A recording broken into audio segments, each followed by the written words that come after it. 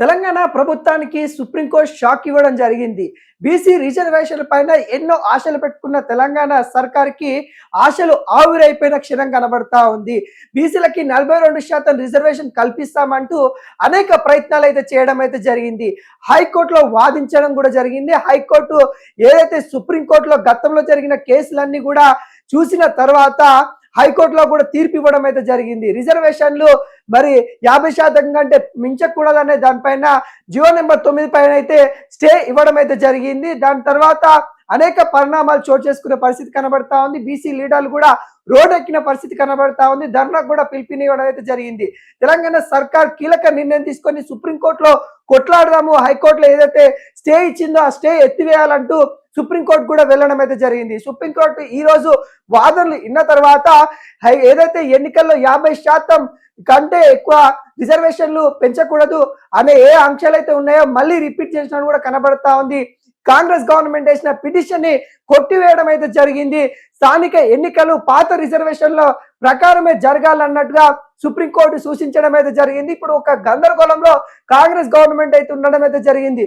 ఈ రోజు cabinet meeting ఉండగా మంత్రుల మధ్య వివాదం కూడా కొంత కేబినెట్ మీటింగ్ కి అడ్డుగా మారినట్టు కూడా కనబడతా ఉంది. ఈ వివాదం ఉండగానే మళ్ళీ బీసీలకు సంబంధించిన రిజర్వేషన్ సుప్రీంకోర్టు కొట్టివేయడము, ఏదైతే కేసు వేసిన దాన్ని కూడా కొట్టివేయడానికి కూడా ఇప్పుడు చర్చనీయంగా జరుగుతా ఉంది. ఒక షాకింగ్ న్యూస్ అని కూడా చెప్పొచ్చు, బిగ్ బ్రేకింగ్ న్యూస్ అని చెప్పుకోవచ్చు.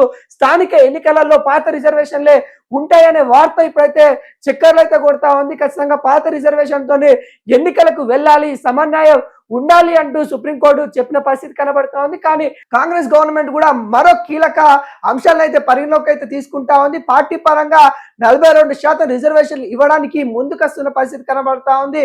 ఈ రోజు పార్టీ పెద్దలతో కూడా మాట్లాడే పరిస్థితి అయితే కనబడతా ఉంది. అటు కేంద్రానికి సంబంధించిన కాంగ్రెస్ పార్టీకి సంబంధించిన వారితో కూడా చర్చలు అయితే జరుపుతా ఉంది.